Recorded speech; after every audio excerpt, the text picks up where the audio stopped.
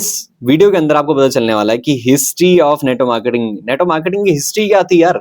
Seriously जिस industry को हम बदनाम करते हैं वो एक्चुअली है कैसी, ठीक है। क्योंकि ना बहुत सारे लोग इसको बदनाम करते हैं, इन्फ्लुएंसर्स इसको बदनाम करते हैं, ठीक है। पता नहीं कैसे कैसे वीडियोस बनाते हैं, लेकिन उनको इसका एंड तक नहीं पता होता है। ये रियल चीज है। और इस नेटवर्क मार्केटिंग के बारे में आपको भी पता होना चाहिए। आपको ये भी पता होना चाहिए कि एक्चुअली इसकी स्टार्टिंग हुई कैसे थी, बैकग्राउंड क्या था, क्यों बनाई गई थी इंडस्ट्री। सो स्टार्ट करते हैं इस वीडियो को।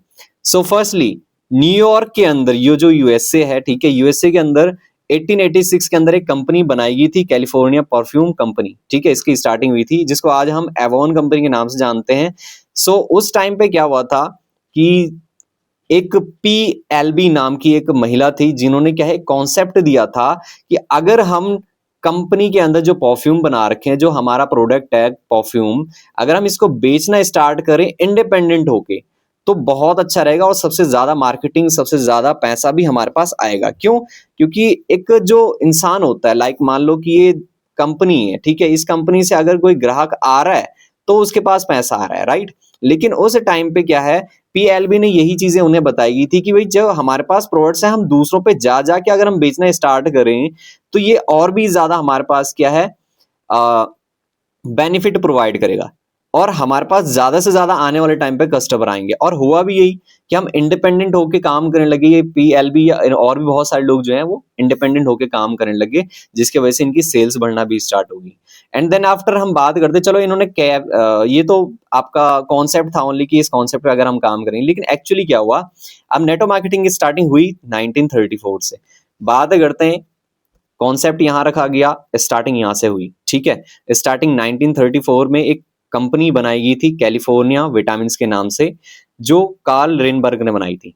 अब ये क्यों बनाई गई थी? ये बनाई गई थी ताकि भाई अमेरिका के अंदर न्यूट्रिशंस वगैरह ज्यादा से ज्यादा लोगों तक पहुंचा पाए। ये कंपनी जो थी कार्ल कैलिफोर्निया विटामिन, ये न्यूट्रिशंस की कंपनी थी। तो इन्होंने क्या किया, न्यूट्रिशंस की कंपनी बनाई।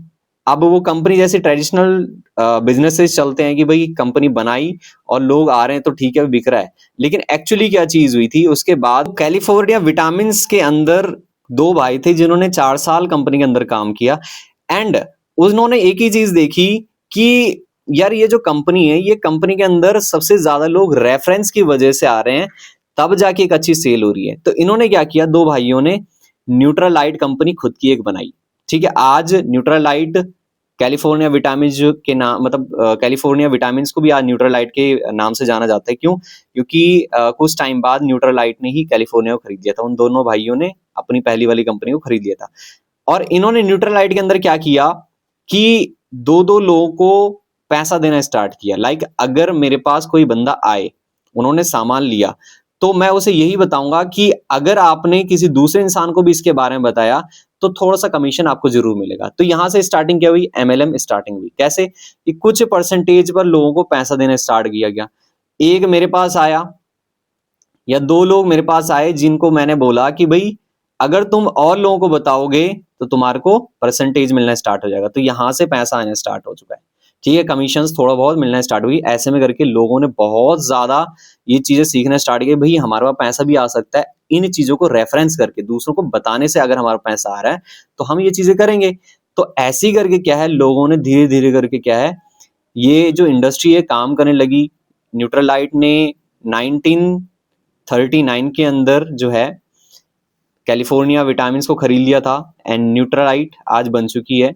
सो इसको आज हम न्यूट्रालाइट के ही नाम से सभी को जानते हैं, ठीक है। सो देन आफ्टर अब क्या हुआ कि इसका प्रचलन बहुत ज्यादा होने लग गया, ठीक है। 1940s के अंदर बहुत सारी अमेरिकन कंपनीज ने जो है इस कॉन्सेप्ट को स्टार्ट किया। किसी ने 2 लेवल्स पे, किसी ने 3 लेवल्स पे पैसा देना स्टार्ट किया। किसी ने बोला कि भाई तुम लाओगे तो हम तुमको पैसा देंगे, उसके नीचे वाले भी आएंगे तो उनको भी कमीशंस वगैरह प्रोवाइड करेंगे, जिसकी वजह से सीरियसली ये बहुत ज्यादा सेल्स के रिगार्डिंग बहुत तेजी से ग्रो करने लगी और बहुत सारी कंपनियां इसके अंदर काम करने लगी। सो अब हम बात करते हैं 1946 के अंदर। 1946 के अंदर क्या हुआ था, अमेरिका द्वारा नेटवर्क मार्केटिंग को मान्यता प्राप्त हो गई थी। मतलब कि जो हमारी नेटवर्क मार्केटिंग इंडस्ट्री है उसको सबसे पहले जो मान्यता प्राप्त करी थी वो अमेरिका ने करी थी कि भाई ये जो कंपनियां है, ये जो इंडस्ट्रीज है बिल्कुल सही है। और क्यों सही है?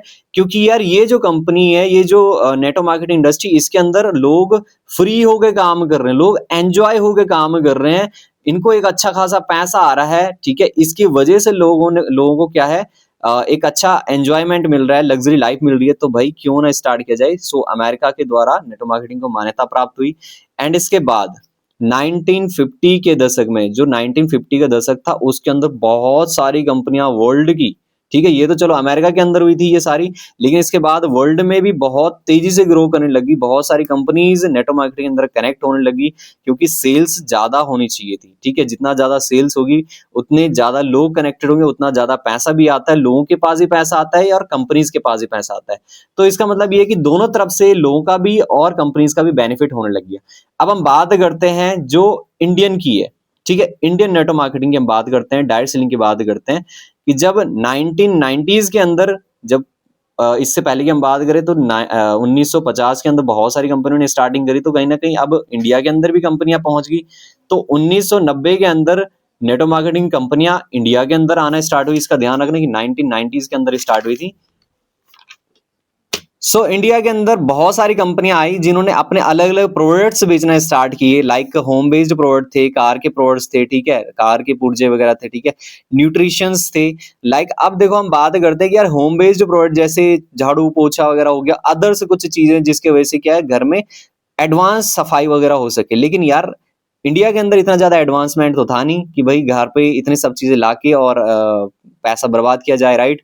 गाड़ियां वगैरह इतनी ज्यादा थी नहीं किसी के घर पे, तो गाड़ियों का जो प्रोडक्ट था वो भी किसी काम का नहीं आया। जिन्होंने खरीदा वो अपने भैंसे नहलाने लग गए। अब बात करते हैं न्यूट्रिशंस की, लोगों को ज्यादा बिलीव था कि अब अगर हम घर का कोई बढ़िया सा खाना पीना स्टार्ट करें, ठीक है, घर का चीजें यूज करें तो हमें ज्यादा न्यूट्रिशंस मिलता है।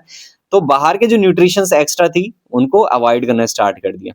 लेकिन बहुत सारे लोग ऐसे थे जो तेज दिमाग के थे, चालाक दिमाग के थे, तो उन्होंने क्या किया, उन्होंने एक चीज सोची कि हम प्रोडक्ट तो चलो ठीक है, प्रोडक्ट अलग बात है, लेकिन प्रोडक्ट को छोड़ो, प्रोडक्ट को हम क्या करते हैं जी, क्विट करते हैं, ठीक है, प्रोडक्ट हटाते हैं, क्योंकि कंपनी से तो पैसा आएगा।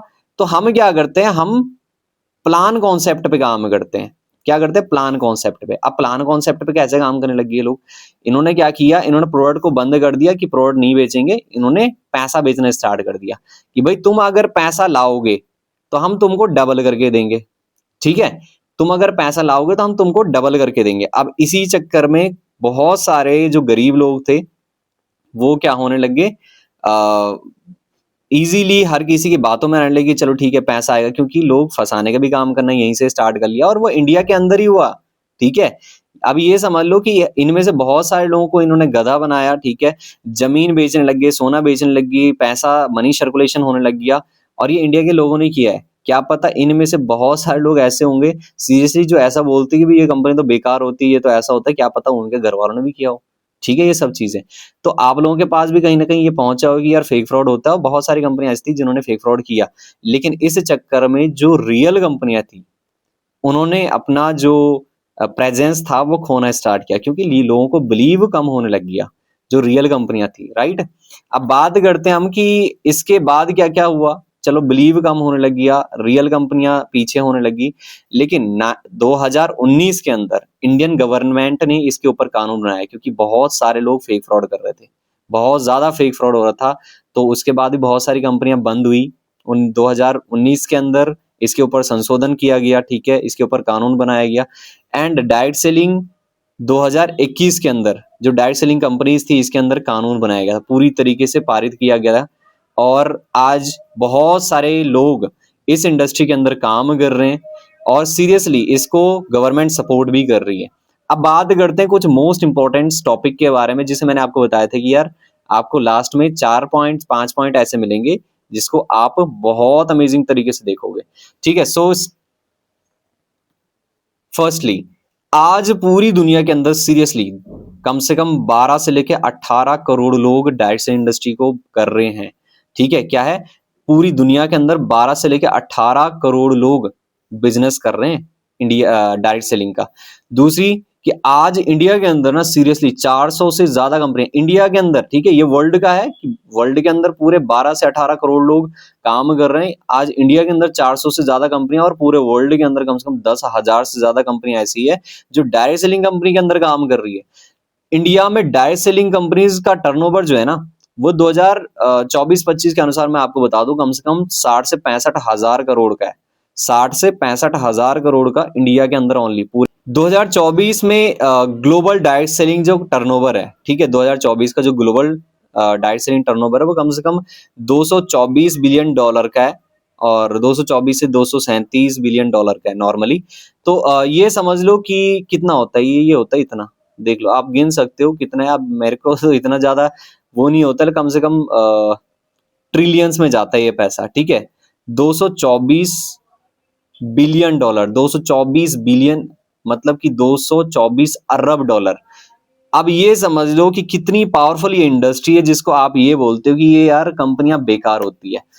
आई नो कि बहुत सारे लोग ऐसे हैं जो इस इंडस्ट्री के बारे में गलत बोल सकते हैं कमेंट में, ठीक है, लेकिन यार आपको भी ध्यान रखना है कि अगर आप पहले अच्छे तरीके से इस इंडस्ट्री के बारे में सीख सकते हो तो सीखना स्टार्ट करो, क्योंकि आपको नॉलेज भी आएगी जिसकी वजह से क्या है, आपको ये भी पता चले कि इसकी एक्चुअल सच्चाई क्या है।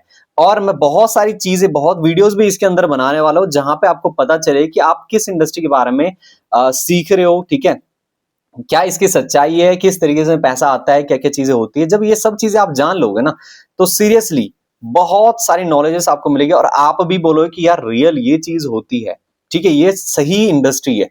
सो आई होप आपको ये वीडियो बहुत अच्छी लगी होगी एंड इस चैनल को जरूर सब्सक्राइब करना है ताकि आपको बहुत चीजें, बहुत नॉलेज इस वीडियो के अंदर मिल सके। सो बेस्ट ऑफ लक है आप सभी को। Thank you.